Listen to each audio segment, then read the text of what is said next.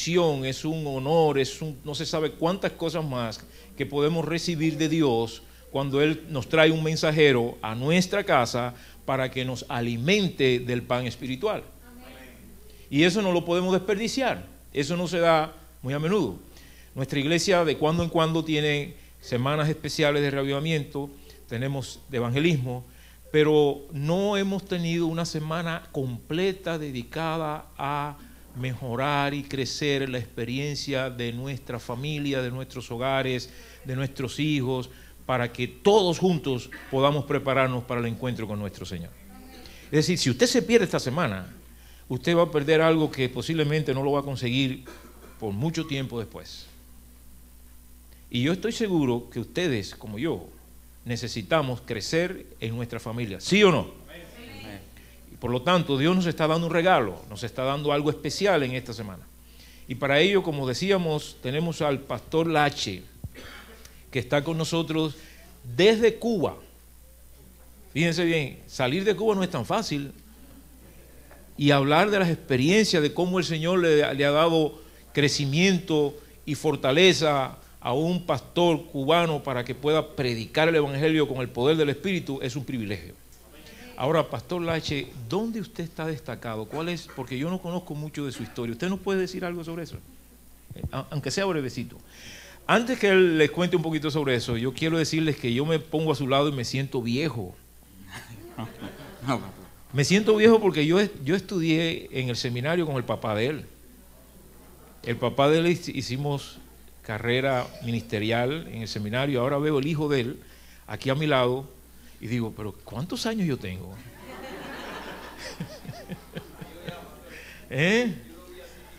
¿Usted lo vio chiquitico? Bueno, precisamente, yo lo veo ahora tan grandote así. Yo recuerdo cuando era chiquito, pero mire, yo me he quedado igualito y él está ahora.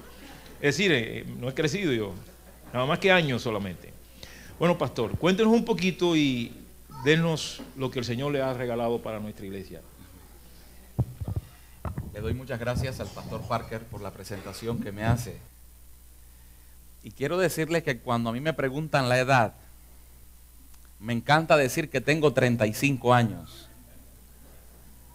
Yo leí en una oportunidad que los seres humanos tenemos la edad de la persona a la que más amamos.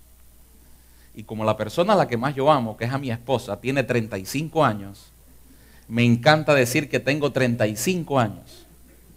Lo único que a mi esposa no le encanta decir que tiene 41. Y por aquella regla de que tenemos la edad de la persona a la que más amamos, ella debía decir que tiene 41 y yo que 35. Así que saquen ustedes sus conclusiones y ya saben mi edad. Me siento bien feliz de estar con ustedes en esta oportunidad, en esta semana, luego de 8 años y medio sin venir así como tal a tener algo aquí en la iglesia de Boca Ratón. Hace 8 años y medio, cuando tenía un poquito menos de edad, tuve la dicha de venir, estar con ustedes, tener una semana de oración, y ahora le doy gracias a Dios porque me permite nuevamente regresar. En ese tiempo, cuando vine, la oportunidad anterior, yo estaba ejerciendo como pastor en la iglesia de la Víbora. Sin embargo, de ahí en adelante hubo algunos cambios en mi ministerio. Pastor, estuve trabajando también en la Delegación del Oeste como director de jóvenes, de vida familiar y de mayordomía. También fui el secretario de la Delegación del Oeste y desde el año 2010 estoy trabajando en la Unión Cubana como secretario de la Unión Cubana y director de salud y mayordomía para todo el país.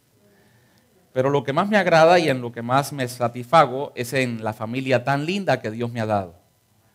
Es una familia bien singular. Es una familia bien especial. Mi padre es el pastor activo más adulto que tenemos en mi país.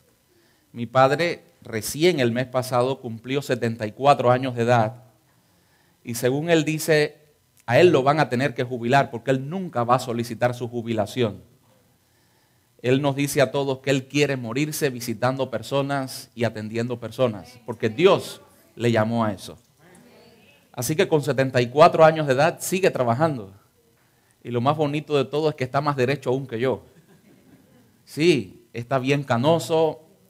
Yo creo que está un poco más bajito que cuando ustedes le vieron.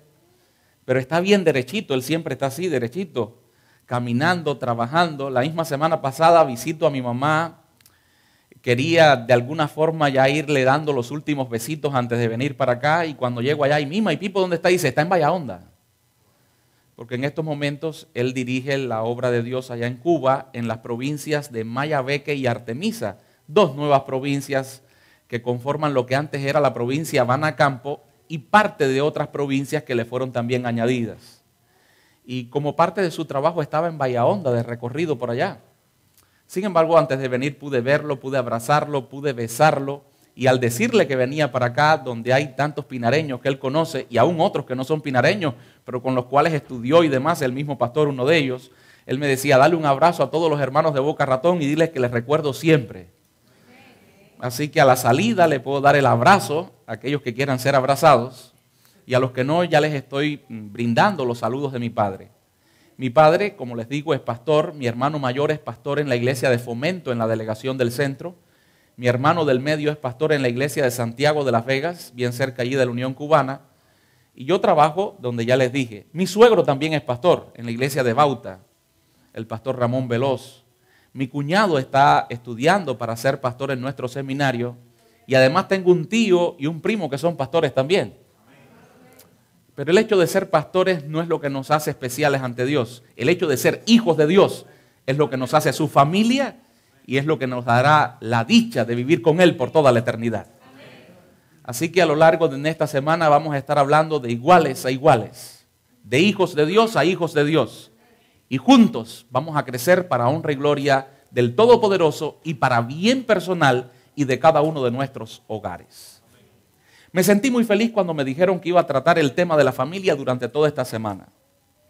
Porque el tema de la familia siempre me ha encantado.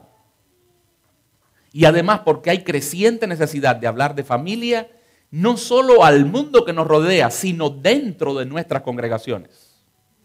Por tanto, en esta oportunidad saludo también a aquellos que nos están viendo vía internet, según me dijeron, a cada uno de ustedes, y les digo algo bien especial, presten atención a cada mensaje, porque el tema de familia es indispensable para ti donde estés. Estás aquí, estás en Orlando, estás en Tampa, estás en cualquier otro lugar, el tema de la familia es vital. Es más, recuerdo un pastor amigo mío que me dijo en cierta oportunidad cuando yo dirigía este ministerio en la delegación del oeste, Pastor Lache, lo que me acaba de pasar en mi iglesia. Y le dije, ¿qué te pasó en tu iglesia? Y dice, pastor, que hicimos la semana dedicada a la familia que usted nos recomendó y aquello fue de gran bendición. Pastor, pero qué gran necesidad hay de hablar de la familia a la iglesia. Note lo que me sucedió. Y ahí yo estaba impaciente. ¿Qué le habría sucedido? Y dice, Pastor Lache, después que terminó la semana, una hermana de iglesia al siguiente culto, cuando todo terminó, se me acercó y me dijo, pastor, ¿por qué hoy no hizo lo que hizo a lo largo de toda la semana? Pastor, y yo me quedé así, no me percaté que me decía ella, sí, pastor, antes de cada culto usted siempre pedía que los matrimonios se pusieran en pie y se dieran un abrazo bien rico. Fue una de las cosas que sugerimos y que este pastor hizo en su congregación. Y ahora el pastor le responde a esa hermana, hermana, es que eso fue la semana pasada cuando estábamos dedicando tiempo a la familia, pero ya comenzamos una semana diferente. No, pastor, no importa. Aunque ya no estamos en la semana dedicada a la familia, por favor, que los matrimonios se sigan poniendo en pie y se sigan abrazando. Hermana, pero vamos a dejarlo para la próxima semana de familia y así no se pierde ese encanto. No, pastor, hágalo. Hermana, ¿qué sucede? Que mi esposo nada más me abraza cuando usted manda, pastor. Y yo me reí, yo le dije, no, eso es una broma tuya. Y dice, no, pastor, fue así. Yo me quedé espantado y le dije, ¿cómo es eso? Sí. Yo necesito que usted le diga a mi esposo que me abrace, porque cuando único él me abraza es cuando usted lo dice. Hay hermanos que a veces no sé qué están pensando, que ya porque un día le dijeron a la persona amada te amo, que ya porque un día hicieron un pacto, ese pacto quedó ahí, ya no hay que abrazarse, ya no hay que tocarse, ya no hay que amarse. No, eso está bien lejano de la realidad que quiere Dios ver en cada uno de nuestros hogares. Por eso a lo largo de estos días vamos a estar hablando de familia y en familia. Y espero que al final la bendición sea de la gran familia de Dios en este lugar, que se convierta en centro de bendición para todas las familias que nos rodean. ¿Cuántos quieren que eso sea lo que ocurra? Amén, gloria al Señor. Y ya que recordé a mi amigo pastor, les pido a todas las parejas acá presentes que se pongan en pie. Espero que todos estén sentados al lado de la pareja. Parejas presentes, pónganse en pie. Qué bien. Y ahora desen un abrazo bien especial. Gloria a Dios. Esos abrazos que ustedes se dan, se nota que no son abrazos mandados por el pastor, son abrazos mandados por sus propios corazones. Felicitaciones. Felicitaciones, pueden sentarse.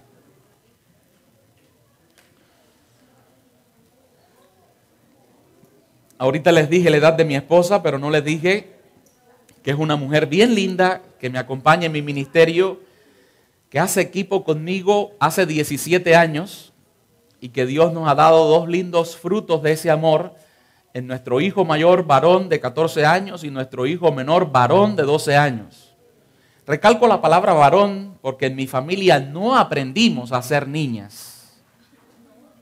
No, todo ha sido varón. Yo no sé lo que es tener una sobrinita, yo no sé lo que es tener una hermanita, yo no sé, no. Mi hermano mayor tiene, ¿qué? 2 varones. Mi hermano del medio, 2 varones. Yo, el menor, 2 varones. Aún mi cuñado, el hermano de mi esposa, su único hermano, 2 varones. Nosotros somos 3 varones. Mis primos, entre ellos ese que es pastor, varones. Por tanto, si quieren los secretos de tener varones, me ven después de las sesiones. Les invito a que inclinemos nuestros rostros y oremos para ya comenzar con el mensaje de esta oportunidad. Oremos. Padre amante, esta es una semana bien especial porque tu familia va a aprender a través de tu palabra cómo ordenar nuestros hogares. Permite, oh Dios, que nadie se sienta ofendido con los puntos que vamos a tratar y que todos sí nos sintamos bien identificados contigo y con los remedios que nos vas a brindar, las lecciones que nos vas a impartir a lo largo de estos días. Manifiéstate en cada hogar aquí representado, Señor. Gracias por cuidar de mi hogar allá en La Habana, oh Dios. Manifiéstate en esta iglesia que a lo largo de estos días va a vivir un reavivamiento familiar bien especial, oh Dios. Todo lo rogamos en el nombre de Jesús. Amén. El mensaje que quiero compartir con ustedes en esta oportunidad lleva como título Ordena tu casa y vivirás. Y es un mensaje que se basa en lo que en cierta oportunidad le dijera a aquel rey de Israel llamado Ezequías, el profeta Isaías, cuando llega con mensaje de Dios y le dice a aquel hombre: ordena tu casa porque ciertamente morirás. Ahora bien, mi esposa y yo al preparar este material, que por lo general lo impartimos juntos como equipo, tuvimos a bien utilizar una ilustración en un correo electrónico que nos llegó tiempo atrás con un título bien sugestivo y dijimos que estaba bien. Quiero compartir inicialmente esta ilustración con ustedes. En la entrevista que le hicieron a la hija de Billy Graham en el Early Show, Jane Clayson le preguntó a Anne Graham: ¿cómo pudo Dios permitir que sucediera esto? Esa pregunta se basaba en lo que aconteció con las Torres Gemelas del World Trade Center en un septiembre fatídico años atrás. ¿Cómo pudo Dios permitir que sucediera esto? La hija de Billy Graham, Anne Graham, dio una respuesta sumamente profunda y llena de sabiduría. ¿Qué dijo esta joven? Ella dijo: al igual que nosotros, creo que Dios está profundamente triste por este suceso. Pero es que durante años estuvimos diciéndole a Dios que se saliera de nuestras escuelas, que se saliera de nuestro gobierno, que se saliera aún de nuestras vidas. ¿Y qué sucedió? Siendo el caballero que Él es, creo que se ha retirado tranquilamente. ¿Cómo podemos esperar que Dios nos dé su bendición y su protección cuando nosotros le hemos exigido a Dios que nos deje estar solos? ¿Cómo ahora reclamarle a alguien a quien continuamente le dijimos, vete, salte, importunas, no te queremos acá? Todo a lo mejor sucedió a la luz de ciertos sucesos recientes, ataques de terroristas, balaceras en las escuelas, etc. Creo que todo comenzó cuando Madeleine Murray O'Hare se quejó de que no quería que se orara en nuestras escuelas. Y como dijimos, está bien. Ella, sin embargo, fue asesinada y hasta poco después se descubrió su cuerpo. Luego alguien dijo que mejor no se leyera la Biblia en las escuelas. La Biblia dice, no matarás, no robarás, amarás a tu prójimo como a ti mismo. Y sin embargo, ¿qué dijimos cuando alguien dijo que no se lea más la Biblia en las escuelas? ¿Qué dijimos? Está bien, dijimos que estaba bien. Pero esto siguió.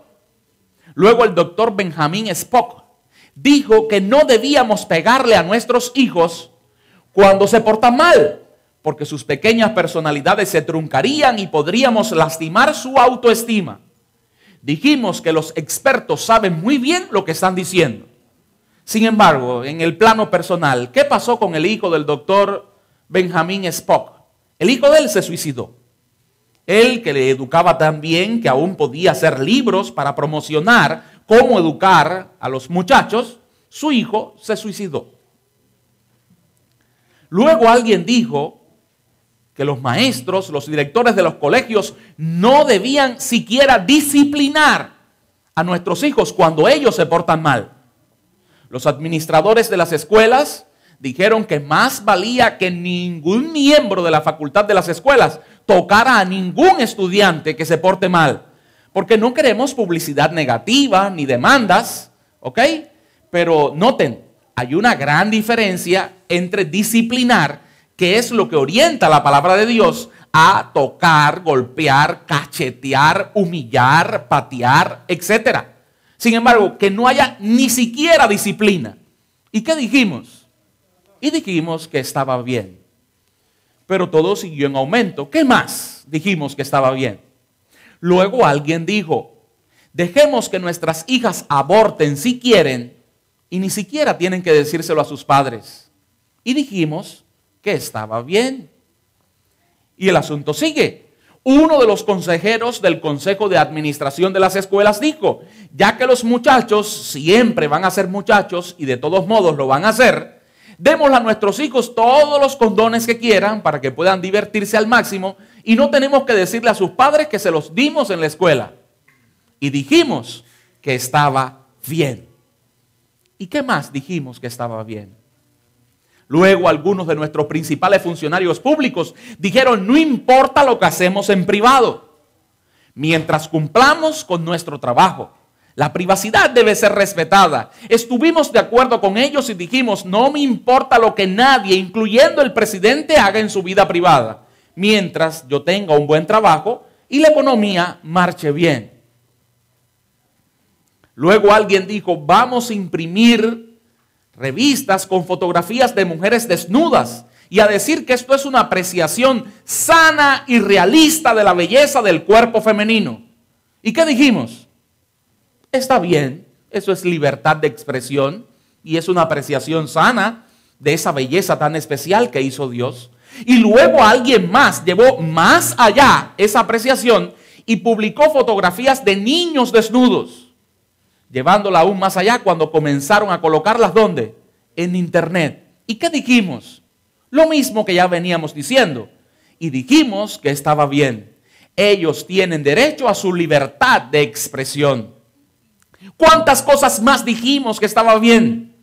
La industria de las diversiones dijo, hagamos show por televisión y películas que promuevan lo profano, la violencia y el sexo ilícito. ¿Y qué dijimos? Y dijimos que estaba bien. Grabemos música que estimule las violaciones, las drogas, los suicidios, los temas satánicos. ¿Y qué dijimos? Y dijimos que estaba bien. Y dijimos, no es más que diversión. No tiene efectos negativos. De todos modos, nadie lo toma en serio. Así que, adelante. Y dijimos que estaba bien. Ahora nos preguntamos. Ahora, luego de todas esas declaraciones y permisiones, nos decimos, reflexionamos, ¿por qué nuestros niños muchas veces no tienen conciencia? ¿Por qué no saben distinguir entre el bien y el mal? ¿Y por qué no les preocupa matar a desconocidos, a sus compañeros de escuela o a ellos mismos mediante el suicidio? ¿Por qué? Probablemente, si lo pensamos bien y despacio, encontraremos la respuesta. Creo que tiene mucho que ver con aquel axioma que pregona que lo que sembramos es lo que recogemos. Y dice Dios en su palabra bien claro en Gálatas 6 y 7, no os engañéis. Dios no puede ser burlado. Todo lo que el hombre sembrare, eso también recogerá. Esa es una ley que se cumple en la vida. Esa es una ley que llega a nosotros más temprano que tarde. Es curioso cómo la gente simplemente manda a Dios a la basura y luego se pregunta, ¿por qué el mundo está en proceso de destrucción? Es curioso ver cómo creemos lo que dicen los periódicos, pero cuestionamos en nuestro interior lo que dice la Biblia. Es curioso notar cómo temas deportivos, sociales, culturales captan nuestra atención, pero la discusión de Dios en público se suprime en las escuelas, en los espacios de trabajo y a veces hasta en los hogares. Pero lo peor no es que es hasta en los hogares, es que es hasta en los hogares cristianos. Y ustedes y yo nos preguntamos, ¿hasta en los hogares cristianos? Ordena tu casa y vivirás. En Isaías 38 y 39 aparece una historia que hoy nos va a dar grandes lecciones a ti y a mí. Es la historia de un rey que recibió un mensaje de parte de Dios. En Isaías 38 se nos dice que llegó el profeta Isaías y le dice a Ezequías, dice Dios, ordena ciertamente tu casa porque morirás. Acto seguido, ¿qué hizo Ezequías? Lo dice ahí en Isaías 38. Lo hemos estudiado tú y yo cuando hemos leído nuestro año bíblico o la Biblia en ese tópico determinado. Pero ahora vivamos, ¿qué hizo Ezequías? Ezequías inmediatamente clamó a Dios. Ezequías se tiró delante de Dios. Ezequías lloró ante Dios. Ezequías clamó a Dios. Ezequías llegó a decirle a Dios, ¿cómo yo Señor, qué he sido? Y le mostró todo su expediente al Señor. Dios a ti y a mí nos ha enseñado a clamar a Él. Es más, dice en el Salmo 50, versículo 15, y es Él quien nos lo enseña a ti y a mí, a cada hijo suyo. Invócame en el día de tu angustia, yo te libraré. Y dice Él, y tú me honrarás. Qué maravilloso es nuestro Dios. Tú y yo podemos invocarle en el día de nuestra angustia. Tú y yo podemos clamar a Él en todo tiempo. Tú y yo con nuestra plegaria podemos hacer aún que sus planes tomen otro curso. Porque Él nos ama tanto, tanto, tanto, que aunque hace prevalecer su voluntad, que es la mejor, Él también considera tu voluntad, tu idea, tu deseo, tu meta, tu sueño, tu anhelo. Él nos dice, recuérdalo bien, invócame en el día de tu angustia, yo te libraré y tú me honrarás. En primer lugar, Él nos enseña a invocarle. A Él le gusta que lo hagamos. En segundo lugar, Él cumple su promesa, Él nos libera. Él nos sana, Él obra el milagro. Él trabaja en favor nuestro. Pero en tercer lugar, ¿cuántos de nosotros, una vez que Dios obra con poder, luego le honramos? Sigamos viendo qué hizo Ezequías. El capítulo 38 es como el prólogo del capítulo 39. En el capítulo 39 vemos que cuando Dios hace sus obras, en todo lugar éstas se manifiestan. No pueden quedar en el anonimato. Dice la palabra de Dios que Merodach Baladán, enterándose de lo que había acontecido a Ezequías, envía embajadores delante de él para ser testigos de la obra de Dios en su vida. ¿Y qué hizo Ezequías? ¿Aprovechó ese momento? ¿Qué hizo Ezequías? ¿Le mostró a aquellas personas todo el poder de Dios manifestado hacia sí? ¿Qué hizo Ezequías? Ezequías le mostró todos sus tesoros, todo lo que habían acumulado sus padres y él por tiempos. Ezequías, ese día, en lugar de ser testigo del poder de Dios, de cumplir aprovechando la oportunidad que Dios le daba, ahora la misión que también Dios le había dado tiempo atrás, no lo hizo. Él especuló más bien con todos sus recursos. Una vez que estos embajadores se marcharon, llega nuevamente el profeta Isaías, aquel que tiempo atrás le había dicho: ordena tu casa porque morirás. Aquel que había visto cómo Dios responde a la oración de su hijo y le concede no un día, no un año, sino 15 años de oportunidades. Llega ahora Isaías y le dice a Ezequías: ven acá, ¿qué vieron en tu casa los que vinieron ante ti? Y allí Ezequías fue honesto. Vale la pena decir esto. Es quizás la única virtud de Ezequías que aparece en el capítulo 39. Dijo: todo lo que había entre mis tesoros, todo lo que había, todo se lo enseñé. Isaías también fue honesto, aunque hablaba con el rey. Le dijo: todas esas cosas que tú enseñaste a los embajadores de Babilonia, todas se las llevarán. Aún se llevarán a tus hijos que tú engendrarás, y serán eunucos en el palacio de Babilonia. Y a mí me sorprende que el Ezequías, que un capítulo antes fue capaz de clamar a Dios y de alterar la voluntad de Dios, ahora no lo hace igual. El mismo Ezequías que es capaz de buscar a Dios cuando se está hablando respecto a mal en su cuerpo, ahora cuando se habla de mal para sus hijos, ¿qué dijo? Está bien, sea hecha la voluntad del Señor. Al menos habrá paz en mis días. ¿Por qué? ¿Por qué actuó él así?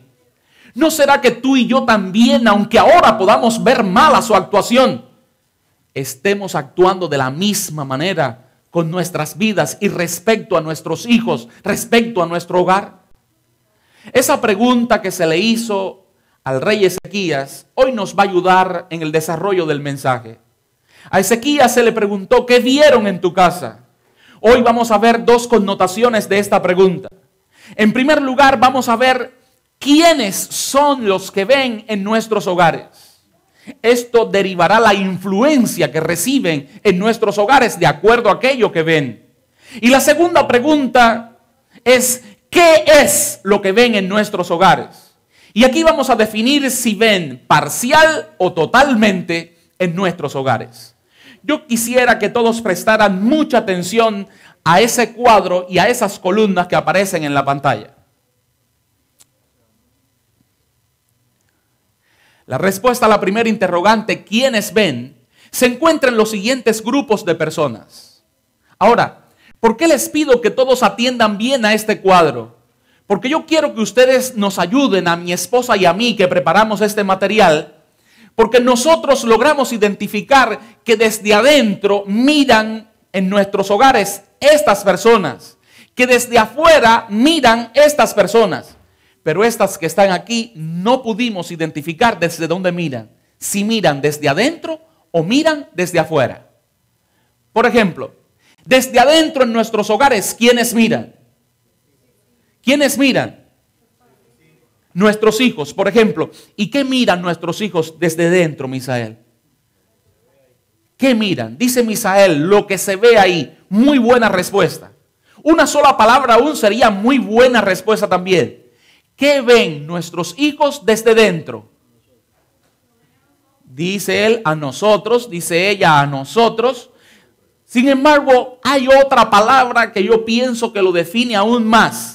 ¿Qué ven nuestros hijos desde adentro? ¿Quién dijo todo? Gloria a Dios que usted dijo todo. ¿Saben? Muchos padres vivimos en la utopía de que nuestros hijos solo ven el lado bueno nuestro. Pero no es así. Nuestros hijos de nosotros lo ven todo. Tiempo atrás me pasé casi toda la noche en un funeral de un familiar, de una hermana de la iglesia que yo atendía como pastor. Pero cerca de la madrugada sentí sueño, sentí hambre y dije, es hora de ir a mi casa, bañarme, comer algo y entonces ya regresar a tiempo para tener el servicio fúnebre final. Mientras me dirijo a casa, lo hice por la zona que me fuera más corto llegar, iba caminando, allá caminamos mucho, no andamos tanto como ustedes acá en carro. Y recuerdo que mientras caminaba rumbo a casa, de pronto tengo que pasar por una esquina y me percato que al final de esa esquina, en la acera, hay un hombre que está llorando. No sé ustedes qué piensan cuando ven a un hombre en la calle, en un lugar público llorando. Es cierto que eran horas de la madrugada donde nadie veía a aquel hombre llorando. Pero cuando yo voy por la calle y veo un hombre llorando, por lo general yo imagino que ese hombre que está llorando está ¿cómo? Borracho. Y yo dije, no me voy a complicar a esta hora con ese borracho. Porque cuando un borracho está llorando en plena calle y tú te acercas a él con el mejor deseo, él ahí se te tira encima, quiere contarte cosas, te llora encima, no te deja ir aunque tú te quieras ir. Y yo dije, no me voy a complicar en esta hora con ese borracho. Y tomé por el centro de la calle, por donde deben ir los autos, pero yo por ahí iba caminando. Y allá me quedaba aquel borracho. Sin embargo, mientras yo iba caminando, como cubano curioso que soy, con este ojito traté de ver quién era la persona mientras con este evitaba caer en un bache. Pero de pronto los dos ojos tuvieron que ir a aquel punto referente. No era un borracho, era un miembro de la iglesia que yo dirigía. A un miembro de mi iglesia, a una oveja de mi grey, yo no la podía dejar a esa hora ahí llorando. Por tanto, yo desvié mis pasos y fui donde estaba aquel hombre llorando. Y cuando llegué y le toco, él se sorprende que el pastor a esa hora lo encuentre llorando. Pero yo no quise ser indiscreto ni romper su privacidad. Recuerdo que le dije, no me digas nada, tan solo déjame orar por ti. Tiré mi mano sobre su hombro y comencé a orar por él. Oré por él, terminé de orar y le dije, te prometo algo, seguiré orando por ti. Y ya me iba cuando él me ala y me dice, pastor, no se vaya, tengo que hablar con usted. Yo estaba un poco apurado, pero a esa hora yo no me podía ir. A esa hora como si se suspendían mi baño y mi comida. A esa hora yo debía atenderle. Me quedé allí a su lado y él hizo una tremenda confesión. A lo mejor para ustedes es demasiado sencilla, para él no, era bien profunda. En esa confesión iba su vida. Ahí él me dice, pastor, hoy yo he vivido uno de mis peores momentos en la madrugada. Pastor, le digo algo, aunque llevo tanto tiempo en la iglesia, hay vicios secretos de los cuales yo nunca me pude apartar, nunca los pude vencer. Uno de ellos era fumar. Pastor, en la madrugada yo me despertaba, iba a mi baño, ponía el seguro y comenzaba a fumar. Y después que yo terminaba de fumar, esparcía algunas fragancias, mascaba un poco de papel para que mi aliento no se sintiera, pastor, y yo nuevamente iba a mi cuarto, me acostaba y al día siguiente todo bien. Dice, pastor, sin embargo, en la madrugada de hoy yo me sentía tan atado a mi vicio que no me cuidé de cerrar bien la puerta del baño y de pronto entró el niñito que Dios nos regaló en su amor a mi esposa y a mí, después de años pidiéndole un hijito. Pastor, y cuando entra mi hijito al baño y me ve fumando, abre sus ojos bien grandes y me dice, papá, qué descarado tú eres. Nos dices que hagamos una cosa y tú haces otra. Papá, no quiero saber más de ti, te odio. Dice, pastor, el niñito tiró la puerta del baño y corrió hacia su cuarto, lo cerró y por mucho que yo lo llamé y le pedí que me dejara entrar para explicarle, no quiso hablar conmigo. ¿Sabe, pastor, por qué usted me vio acá llorando? Porque yo salí de mi casa tan mal, tan abatido, tan deprimido de la reacción que tuvo mi hijo conmigo, que yo dije, yo me voy a tirar delante de un carro, yo no quiero seguir viviendo. Pero estaba llorando, pastor, porque no tuve siquiera el valor de tirarme delante del auto. Y yo le decía a Dios, mi vida ahora es una miseria. Si mi hijo no me quiere, si mi hijo no me entiende, si ya todo se va a revelar de quién he sido yo en lo secreto hasta aquí, ¿para qué quiero seguir viviendo? A esa hora creo más firmemente que nunca que mi hambre en la funeraria la produjo Dios para que yo fuera a aquel lugar y me encontrara con Él. Allí le aconsejé, allí le dije, tu hijo te ama a pesar de todo lo que dijo. Porque en las crisis muchas veces decimos cosas que luego no sostenemos. Tu hijo te ama, tu hijo te va a entender. Y Dios te ama y Dios te va a entender también. Y yo te amo y yo te voy a entender y te voy a ayudar. Vamos a hacer un plan y tú vas a dejar de fumar. Y conversé con él, le di ciertas estrategias y comenzamos en un plan intenso de oración. Y a los pocos días, aquella confesión que él había tenido conmigo, él quiso tenerla también con sus hermanos de la iglesia. Y un miércoles nos pidió dar su testimonio. Y allí él contó todo lo que le había acontecido y cómo ahora en el nombre del Señor él había logrado la victoria sobre ese vicio. ¿Por qué les narro esto? Es algo que puede parecer sencillo para algunos, pero muchos intentan vivir en sus hogares la utopía de que nuestros hijos solo ven ¿qué? El hecho de que tú quieras educarlos cristianamente. Pero es que para ellos pesa más lo que ven de ti cuando tú no estás cristianamente que lo que ven en ti cuando tú quieras que ellos lleguen a ser como ni tú siquiera fuiste. ¿Qué ven nuestros hijos en el hogar? Todo. Pero ahí sigue diciendo, ¿qué ven nuestros padres? ¿Qué ve nuestra familia? ¿Qué vemos nosotros mismos? ¿Dónde vemos nosotros? ¿Saben que también me he encontrado con que muchos esposos no creen que ellos mismos es muy importante lo que ven dentro del hogar? Mi esposa y yo fuimos trasladados a un nuevo distrito allá en Cuba. Cuando llegamos a la nueva iglesia, me sorprendió una hermana de las que allá le decimos medio tiempo, un poco mayor ya que yo, que vino y con una alegría tremenda me abrazó y me dijo, pastor, amén, que lo mandaron usted acá, oración contestada. Por lo general, cuando alguien llega así tan efusivamente, de forma tan entusiasta y me dice oración contestada, yo me preocupo. Porque mucha gente con eso de oración contestada tiende a hacerse expectativas que realmente nunca luego son, pero, amén que me recibiera así. Ok, hermano, oración contestada, dije yo también. Y la abracé a ella y ella abrazó a mi esposa y le dijo a mi esposa oración contestada. Enedi no le dijo a ella oración contestada. Pero bueno, allí nos abrazamos, qué bueno, buen recibimiento. Acto seguido me dijo, ¿sabe por qué le digo oración contestada? Porque a mi marido, el que lo trajo al evangelio, fue su papá cuando fue pastor de esta iglesia. Pero mi marido me dejó. Y mi marido en estos momentos no está en casa. Y yo le decía, ay, qué bonito sería que viniera el hijo del H, porque el H lo trajo al evangelio y ahora el hijo lo trae al hogar. Pastor, por usted mi marido va a volver a casa.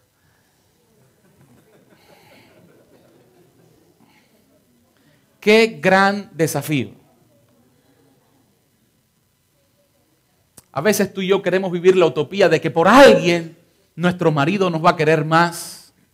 Que porque el pastor manda abrazarnos, mi marido ya me va a abrazar siempre. Recuerdo que dije, voy a asumir el desafío en el nombre del Señor. Mi padre había llevado a aquel hombre a la iglesia, ahora yo me proponía en el nombre del Señor a regresar a aquel hombre a la iglesia. La hermana quería más, quería que lo regresara también, ¿dónde? ¿Saben ustedes? Me pongo a estudiar con aquel hombre la Biblia y aquel hombre me enseñó muchísimo de lo que hoy sé de Biblia. Aquel hombre de Biblia sabía un mundo. Pronto tenemos la primera campaña en nuestro nuevo distrito. ¿Y saben ustedes quién era la persona que más traía visitas a la iglesia? Aquel hombre, Misael. Aquel hombre era un especialista haciendo contactos misioneros y buscando gente para la iglesia. De pronto me percato que aquel hombre no tiene problemas con la iglesia. Aquel hombre con quien tiene problemas es con su mujer. Un día después de un tema bíblico que estudiamos que estuvo bien contundente, le hice un llamado a mi amigo a que volviera a casa. Se lo hice sin la fe que debía tener en ese llamado que yo le hice. Pero Dios es tan grande y nos sorprende de una manera tan grata que aquel hombre me dijo, está bien, pastor, voy a regresar a casa con mi esposa y con mi familia. ¡Ay, alabado sea el Señor! ¡Oración contestada! ¡Qué feliz me sentí! Le di un abrazo tremendo. Pues vamos. Señores, aquello fue bien especial. Como a las 2 semanas llego a casa, a la casa de ellos. Ese día teníamos planeado hacer unas cuantas visitas él y yo. Ya estaba asistiendo a la iglesia regularmente, ya estaba viviendo en su casa. Estamos conversando en la sala cuando de pronto, por la puerta que venía desde la cocina de aquella casa, se aparece la hermana que en actitud agradecida venía a traernos un jugo. A mí en un vaso bien grande, como diciendo, aquí va toda mi gratitud. Has trabajado bien, trajiste a este hombre a casa, Dios te está usando. Él dele en un vaso un poco más pequeño. Eso es un error también. Si tú le vas a servir jugo a 2 personas y una de ellas es tu marido, a él le tienes que dar más. Si vas a traer 2 vasos y hay uno más bonito y uno más feo, el más bonito tiene que ser de él, porque él es tu marido. Amén. Ahora, lo que me preocupó notablemente fue lo que yo vi ahí. Hasta yo me asusté cuando aquella hermana llegó. Ay, hermanos. Ay, hermanos. No sé cuántos de ustedes recuerdan un tipo de saya que se usó años atrás que le llamaban sayas plisadas. En Cuba se usaron mucho. Eran unas sayas de un tejido de látex, faldas. Eran unas faldas de un tejido de látex bien largas, llegaban como hasta los tobillos. Pero ese tejido de látex tiene la particularidad que cuando usted le plancha, puede plancharlo haciendo figuras. Y esas faldas bajaban así con unos pliegues bien lindos. Aquí hacían como una rosa, otras hacían un rombo, otras hacían... Y después aquí debajo tenía... Y llegaban hasta los tobillos, pero ese día nuestra hermana se aparece allí con esa saya por aquí. Y le llegaba hasta las rodillas, eso era lo único que ella traía. Los moños así. Y el jugo.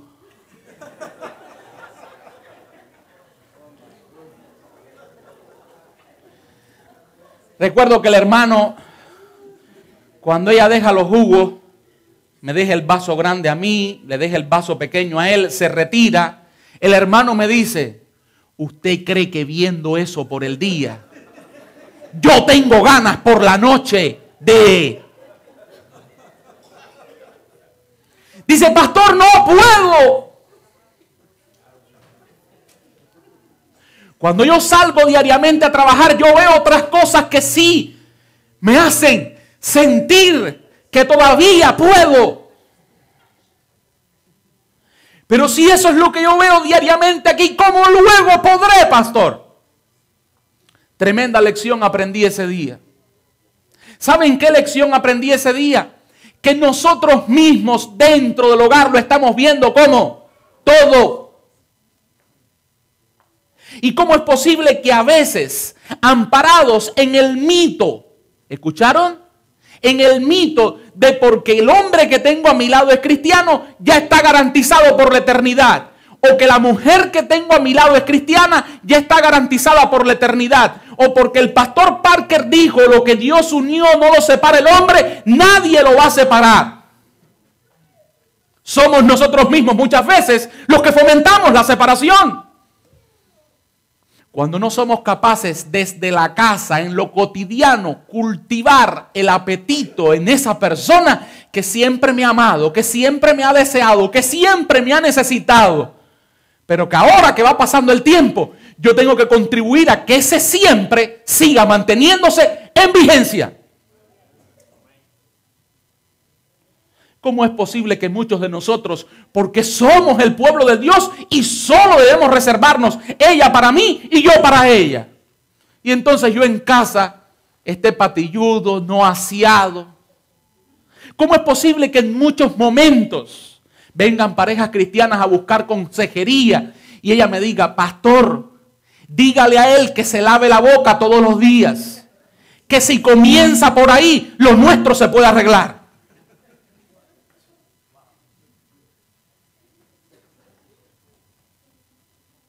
Pero entonces queremos vivir con la utopía de que mi esposa solo en casa me mira cuando yo me visto para ir a predicar.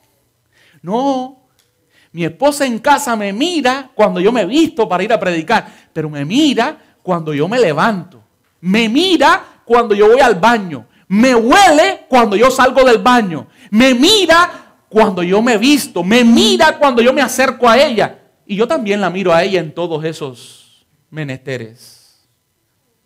Qué ideal sería que, reconociendo que nosotros mismos nos estamos mirando desde la casa, tú y yo en toda acción cultiváramos el amor y el buen detalle en nuestra pareja.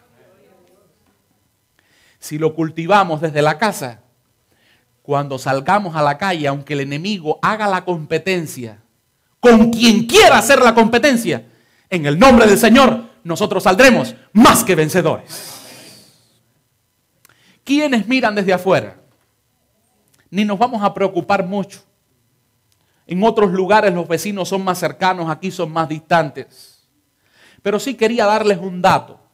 Cuando el vecino ve en ti a una pareja diferente a las parejas de este mundo, ese vecino quiere saber qué hay en ti de diferente.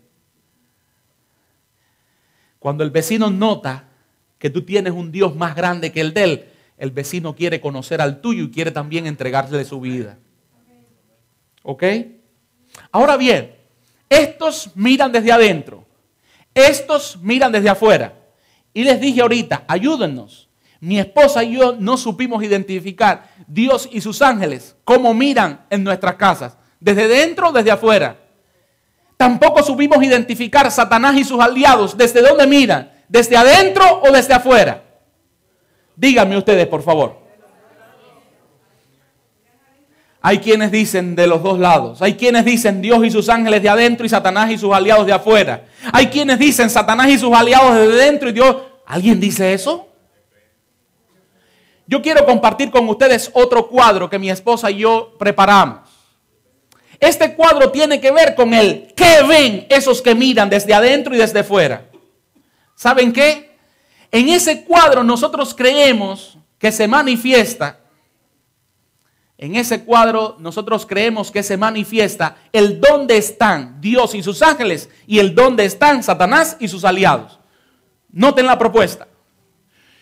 Si en nuestros hogares se ve mucha oración, mucho estudio de la Biblia, mucha conversación de temas espirituales y ninguna aceptación del estilo de vida mundano, Dios y sus ángeles miran y viven dentro. ¿Lo creen? ¿Lo creen? Ok. Pero nosotros también consideramos que si en nuestros hogares se ve poca oración, poco estudio de la Biblia, poca conversación de temas espirituales y mucha aceptación del estilo de vida mundano, desde dentro están Satanás y sus aliados y a Dios y sus ángeles los tenemos en el portal. ¿Lo creen ustedes? Noten que no he puesto ninguna oración, ningún estudio de la Biblia. No. El mismo diablo está convencido de que ninguna oración es imposible. Yo tenía un vecino que desde que llegué a ese barrio me dijo, soy tu vecino, pero soy ateo. Nunca vengas a evangelizarme. No quiero saber nada de Dios. No creo en Dios. Soy marxista-leninista. Y yo tranquilo esperé que él me dijera todo lo que le era. Cuando él terminó y me tiró la mano, le dije, soy tu vecino y quiero ser tu amigo y tu hermano. Él se quedó así. Nos dimos la mano y realmente llegamos a desarrollar una tremenda amistad. Un día llego a mi casa y mi vecino está en el portal llorando y no estaba borracho. Sí, porque ahorita les dije siempre que, pero no es siempre. Llegué a mi casa y mi vecino estaba en el portal llorando, no estaba borracho. Acto seguido, cuando él me ve llegar, sale de su portal, viene a mi encuentro y aunque no me dijo oración contestada, me dio tremendo abrazo. Y ahí lloró encima de mí. Y dije, ¿qué habrá pasado? Dice, Lache, a la niña le descubrieron y me cuenta una enfermedad que le habían descubierto a su hijita. Lache, ora por mí y por mi niña. ¿Escucharon? Y le dije, claro, llevo tiempo orando por ti, por tu esposa, por tu niña, por toda la familia. Pero hoy no es el día de que yo ore por ellos. Hoy es el día de que tú ores por ti, por tu niña y por toda la familia. Y ese fue el día que él aprendió a orar. Ana Elena, y ese día él oró. Inicialmente repitiendo lo que yo decía. Aunque nos mudamos de ese lugar porque luego Dios nos envió a otro, siempre hemos mantenido una estrecha relación, mis vecinos y nosotros. Y cada vez que nos escriben, nos ponen al final, oramos por ustedes. Recuerden siempre orar por nosotros. ¿Y quién era? ¿Y quién era? ¿Y qué nos había dicho que era? ¿Ok? Satanás está convencido que ninguna oración, eso es una quimera. Ahora, poca oración. Poca oración es lo que hoy día está caracterizando a muchos hogares cristianos, donde entonces se aspira a llegar a un cielo. ¿Qué cielo, señores? ¿Cómo vamos a llegar a ese gran día que dice Apocalipsis 21:7? El que venciere heredará todas las cosas. Yo seré su Dios y él será mi hijo. ¿Cómo llegaremos a ser hijos de Dios en el cielo si no aprendimos a cultivar esa relación en la tierra? ¿Cómo? ¿Cómo? Poca oración. Poca oración no es solo la que tienen muchos hogares. Poca oración es también la que existe muchas veces hasta en las instituciones cristianas, donde se preparan aquellos que deben promover. Tiempo atrás en La Habana tuvimos una cumbre nacional de oración. El invitado especial, nuestro presidente de la División Interamericana, el pastor Israel Leito. Él predicó al mediodía. Les digo una verdad, les confieso, hoy no recuerdo mucho el tema que él tuvo, pero sí la ilustración de ese tema que me llegó. Porque me motivó y me dijo, tienes que ser diferente. Dice el pastor Leito que en el colegio donde él estudió en el Caribe, en el comedor las mesas tenían a su alrededor 6 sillas. Dice el pastor Leito que los dirigentes de ese colegio, para fomentar el compañerismo, la confraternidad entre los estudiantes, todas las semanas, antes de iniciarse el período estudiantil, ponían una lista en el comedor donde decían, Misael, esa semana al lado de quién tú te tenías que sentar en el comedor. Sí, tú no llegabas libremente a sentarte donde tú quisieras, tú y yo íbamos a... No. Esta semana te toca con ellos y con Yamilé. Y a Rey le toca, y así cada semana tú te sentabas con 5 nuevos estudiantes. Era como una idea, estrategia, para que se sociabilizara entre todos. Dice el pastor Leito que ellos tenían entonces también una estrategia a los estudiantes, para no hacer aburrido el ritual del desayuno, el almuerzo y la cena. Ellos rotaban las oraciones. Mira, hoy en el desayuno vas a orar tú, y en el almuerzo tú, y en la cena tú. Y mañana, tú en el desayuno, tú en el almuerzo y tú en la cena. Y así día tras día. Pero un día, ya a mediados de semana, el miércoles, se percatan que había un estudiante que de alguna forma se les había ido de la rotación y no había orado ningún día. Dice el pastor Leito que ese día él recibió una de las lecciones más grandes sobre la oración que él haya recibido. Porque dice que percatándose ellos de esto, le dicen al estudiante al llegar la hora del almuerzo, oye, ¿cómo es posible que tú no has orado? Hoy te toca orar a ti en el almuerzo y en la cena. Y él dijo, no hay problema, si eso es fácil. Cerraron sus ojos y aquel estudiante dijo, Señor, lo mismo de ayer y de antier y de la semana pasada, amén.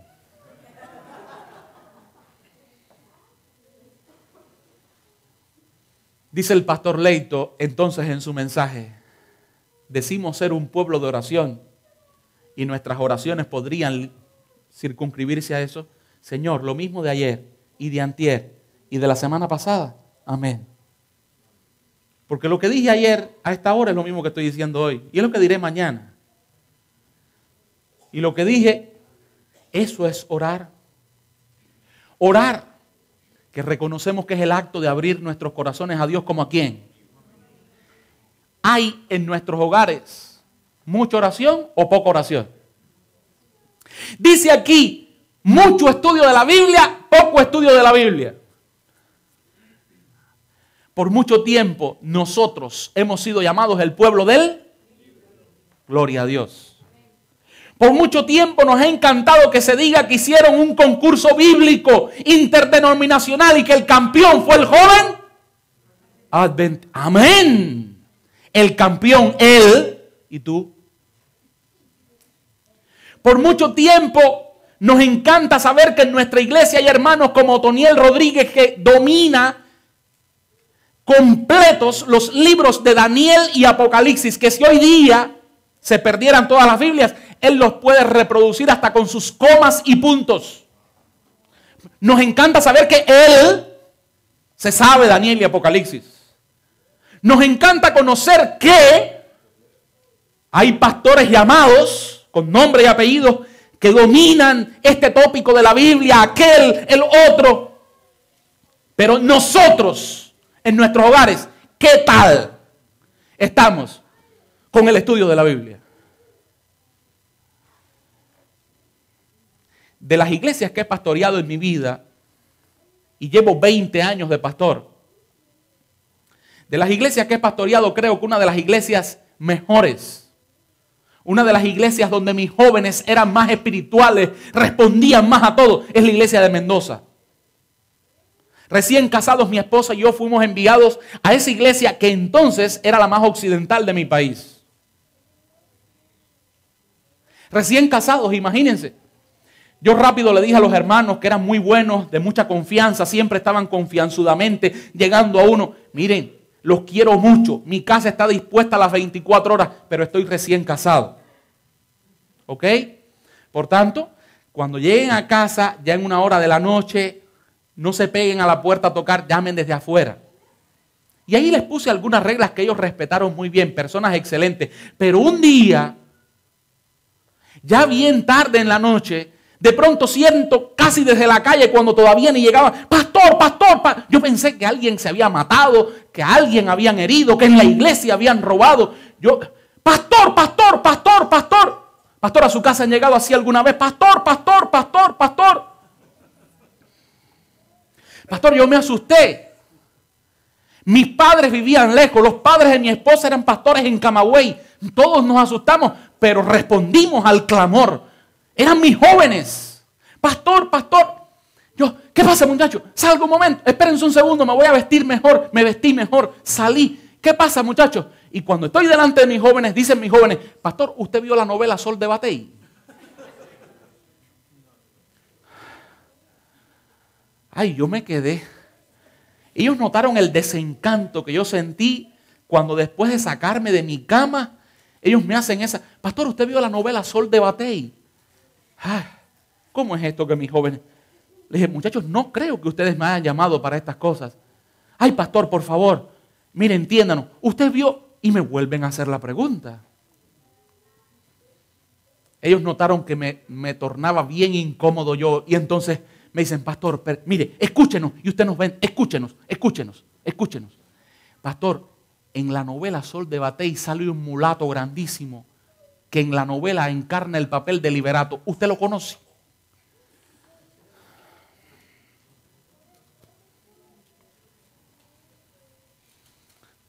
Pero luego les entendí porque ellos añadieron el resto de la historia.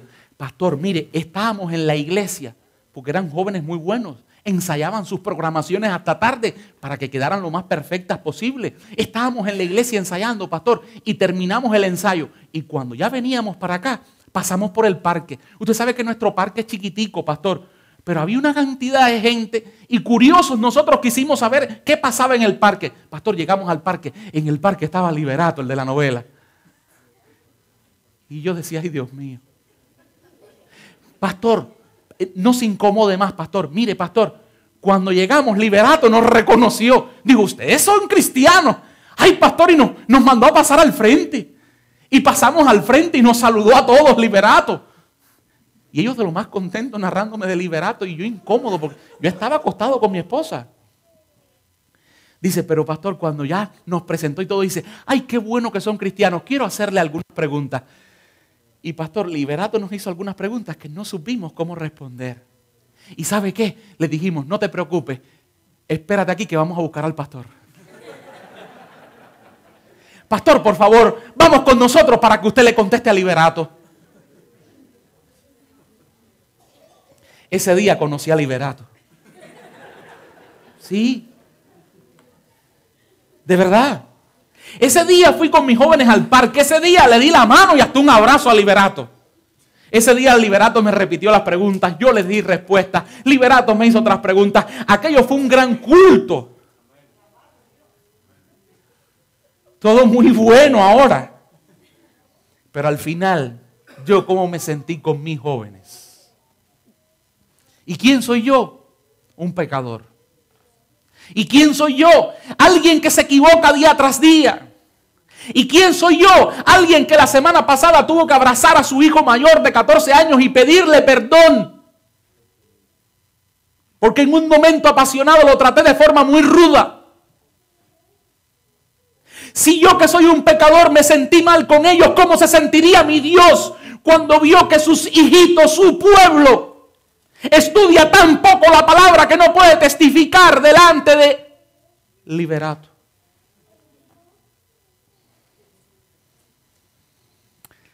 Te pregunto, en nuestros hogares hay mucha conversación de temas espirituales.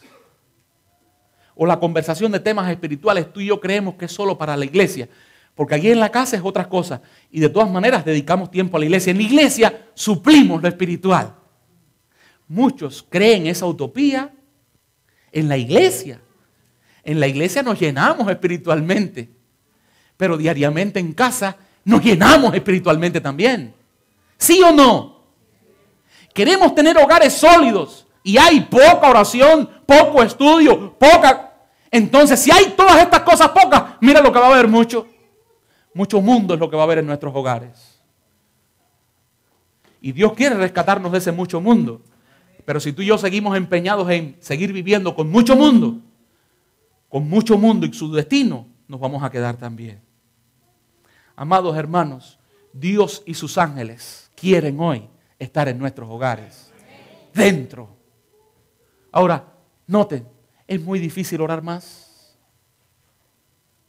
Es muy difícil en estos tiempos de tanta incertidumbre estudiar más. Será muy difícil conversar más de temas de vida eterna que de otras cositas que tú y yo, ¿qué creen?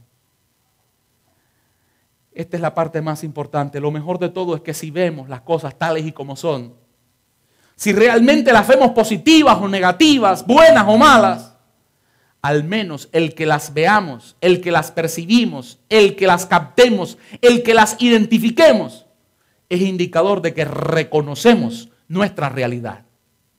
Pero lo peor de todo que es, que muchas veces a pesar de verlo todo, decimos que estamos bien. Y hasta muchos piensan que ¿qué? Que estamos bien. Oh, si están bien, si ellos son ¿quiénes?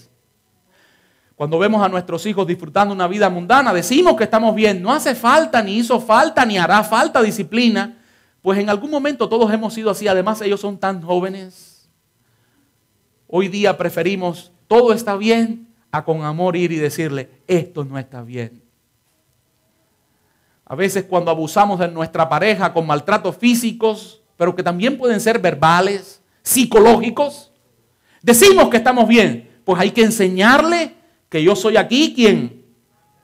¿Será así? Cuando nos negamos en la sexualidad, y qué triste es que algunas parejas piensan que para dedicarse más al estudio de la Biblia o porque están en un programa de reavivamiento o porque esta semana en la iglesia es semana de oración, no podemos. ¿Quién ha dicho eso? Pero cuando a veces nos negamos, decimos que estamos bien, pues estamos pasando periodos de búsqueda espiritual.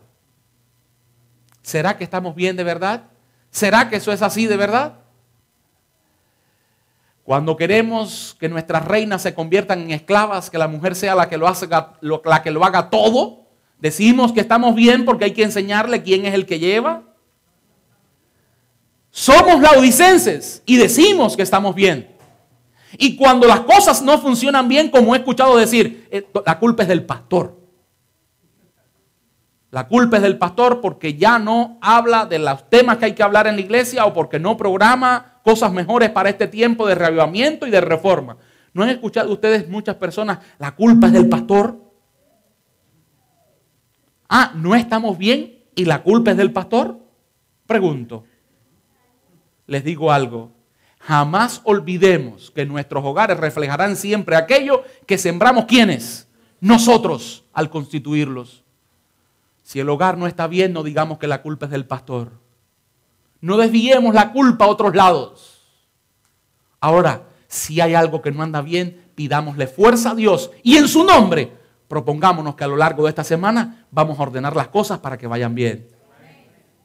Los resultados que cosechemos responderán a las metas que nos trazamos.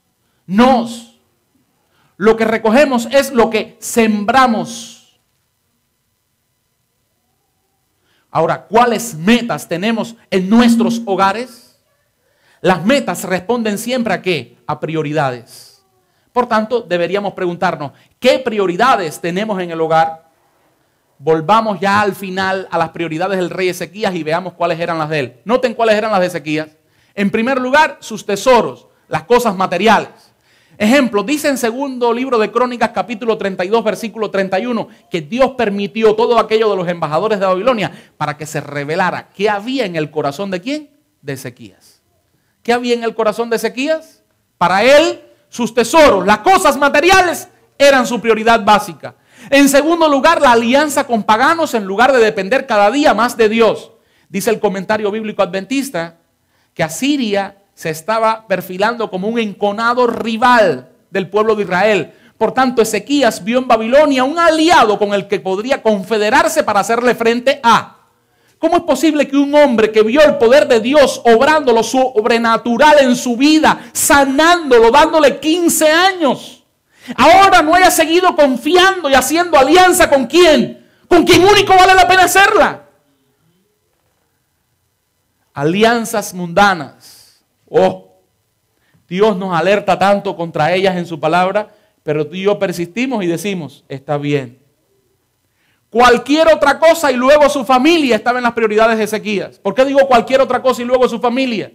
Porque noten que cuando le dicen que su familia es la que va a sufrir sus malas decisiones, ¿qué dice él? Está bien, al menos haya paz en mis días. ¿Y Dios? ¿Dónde estaba Dios en las prioridades de Ezequías? ¿Dónde estuvo Dios en las prioridades de Ezequías? Cuando lo encuentren a lo largo de esta semana me lo dicen, yo no lo he encontrado aún. ¿Cuáles son las prioridades que debemos establecer para nuestros hogares hoy? En primer lugar, en nuestros hogares como prioridad debe estar Dios, su reino y sus principios. Cuando Dios, su reino y sus principios ocupan el primer lugar en nuestros hogares, todo lo demás es añadido. Recuerdo que en mi época mucha gente tildaba a mis padres de extremistas. ¿Saben por qué? Porque mis padres se preocuparon porque nosotros, sus 3 hijos, estudiáramos la Biblia, oráramos, nos preparáramos para el reino de Dios. Recuerdo que en esa época enviaban materiales para concursos bíblicos. Muy poca gente le hacía caso porque había tantas cosas en que ocuparse. Mi madre decía, mis 3 hijos tienen que participar en los concursos bíblicos, mis 3 hijos tienen que prepararse para esto.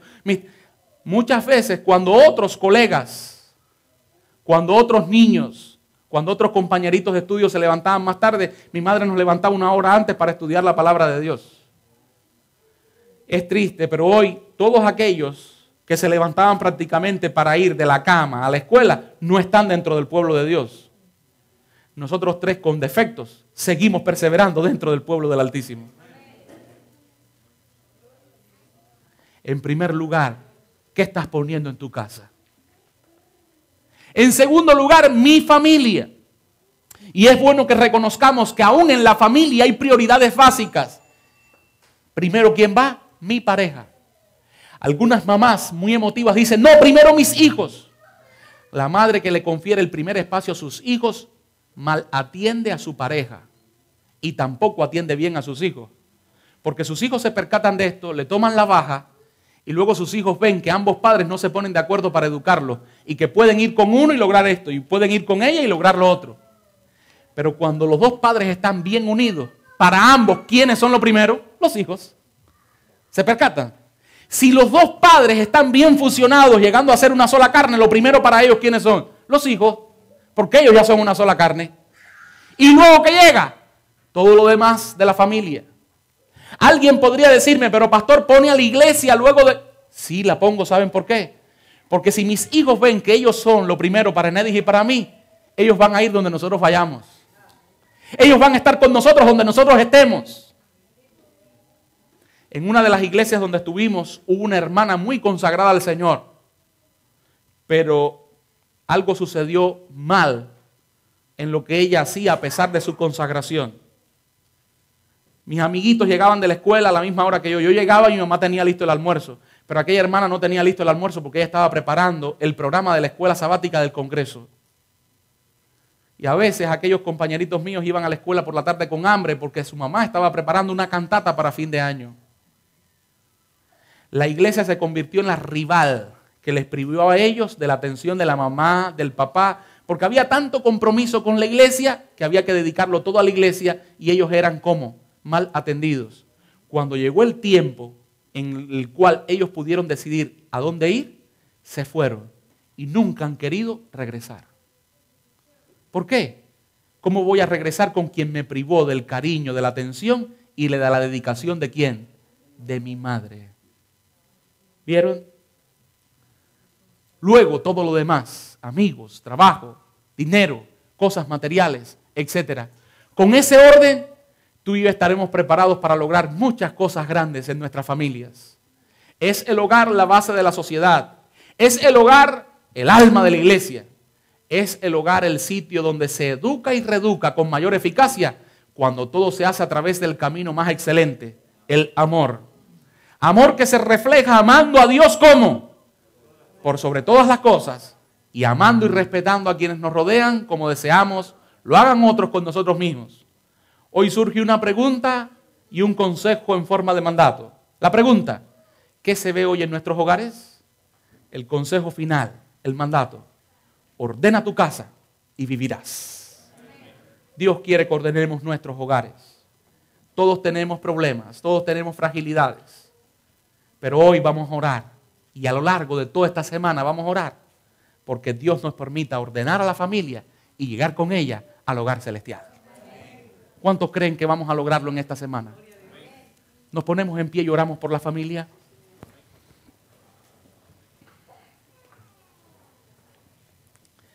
Padre amante, Ezequías se equivocó en su época y nosotros también nos equivocamos mucho.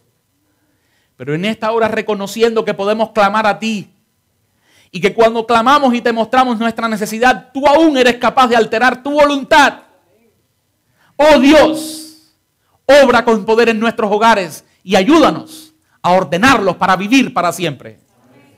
Ayúdanos a ordenarlos para vivir en paz mientras estemos en este mundo de conflictos y para vivir eternamente cuando estemos en la patria prometida. Oh Dios, gracias por escuchar ahora nuestra plegaria. Oh Dios, gracias por mostrarte cada día con nosotros de manera tan maravillosa.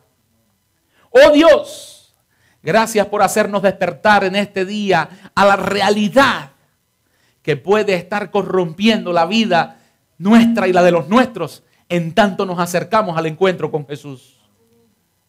Permite, Dios, que seamos nosotros aquellos que oremos más, estudiemos más tu palabra, conversemos más de temas espirituales y avancemos más en la conquista del reino prometido. Oh Dios, queremos invitarte a ti y a tus ángeles a que entres en nuestros hogares, a que entres y saques todo lo que hay en nuestros hogares que deba ser quitado y a que traigas todo aquello que nos hace falta y que es lo que suplirá cada necesidad que hoy día hay en ellos. Oh Dios, obra con poder hoy mismo y a lo largo de todos estos días en nuestros hogares. Lo necesitamos y por eso con todas nuestras fuerzas, aunque son pocas, pero a la vez apoyados en los tantísimos y suficientes méritos que hay en Jesús nuestro Salvador, te pedimos todo en su nombre, en su sangre, en sus méritos. Amén. Amén. Dios bendiga nuestros hogares, hoy y siempre. Amén.